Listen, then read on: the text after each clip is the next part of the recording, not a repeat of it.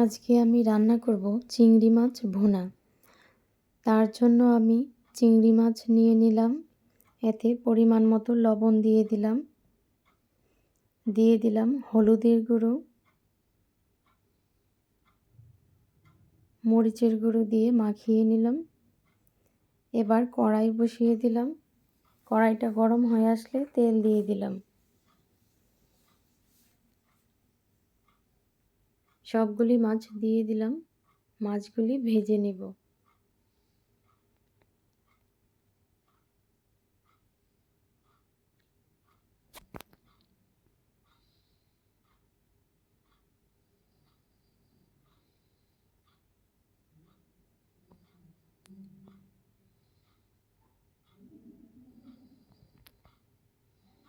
মাছগুলো ভেজে নিচ্ছি।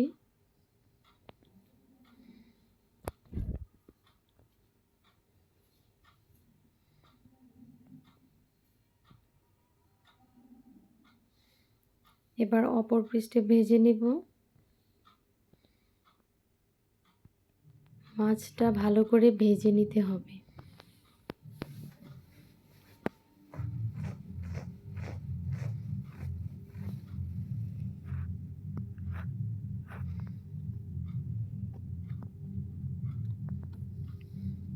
দুই পৃষ্ঠেই আমার মাছটা ভাজা হয়ে গিয়েছে। এবার একটা বাটিতে নামিয়ে নেব।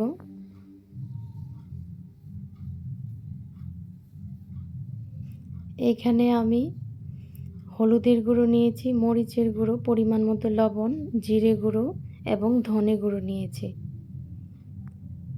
মাছ ভেজে রাখা কড়াইয়ে তেল দিয়ে দিলাম। তেলটা গরম হয়ে আসলে তেজপাতা, দারচিনি, এলাচি দিয়ে দিব। এইগুলি হালকা একটু ভেজে নিব।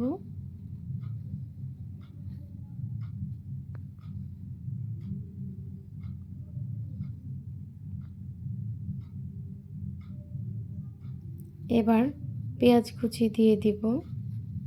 পেঁয়াজ কুচিটা ভেজে নেব।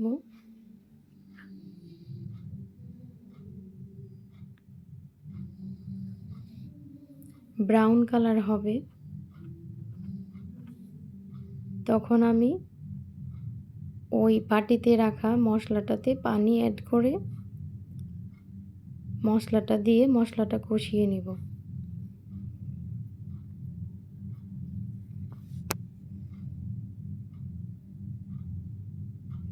এইখানে আমি মশলাটাতে পানি অ্যাড করে দিয়ে মশলাটা দিয়ে দিলাম। এবার মশলাটা ভালো করে কষিয়ে নেব, যেন মশলাটা থেকে তেলটা আলাদা হয়ে যায়। তখন বুঝতে হবে ভাজা হয়ে গিয়েছে।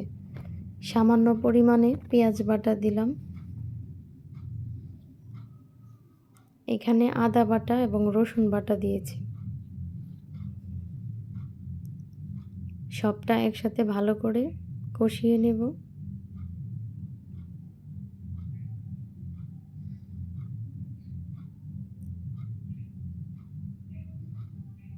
মশলা থেকে যখন তেলটা উপরে ভাসবে তখনই বুঝতে হবে ভালোভাবে কষানো হয়ে গিয়েছে।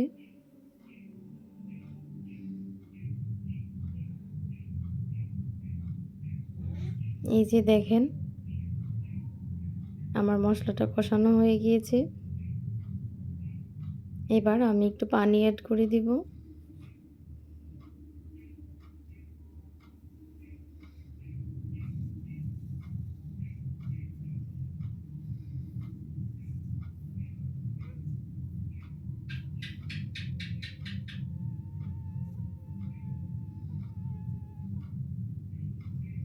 এবার ভেজে রাখা মাছগুলি দিয়ে দেব।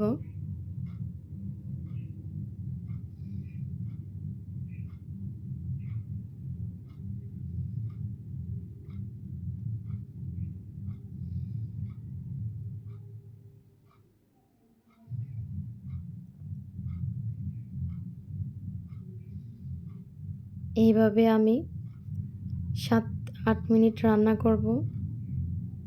যখন মাছটা একটু সিদ্ধ হয়ে আসবে, ঝোলটা কমে আসবে, তখন ধনে পাতা দিয়ে নামিয়ে নিব। ধনেপাতাটা দিলে ভালো একটা স্মেল আসে।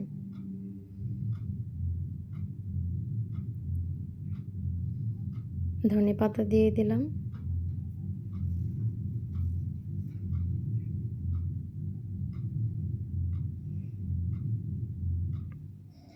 এই তো হয়ে গেল চিংড়ি ভুনা।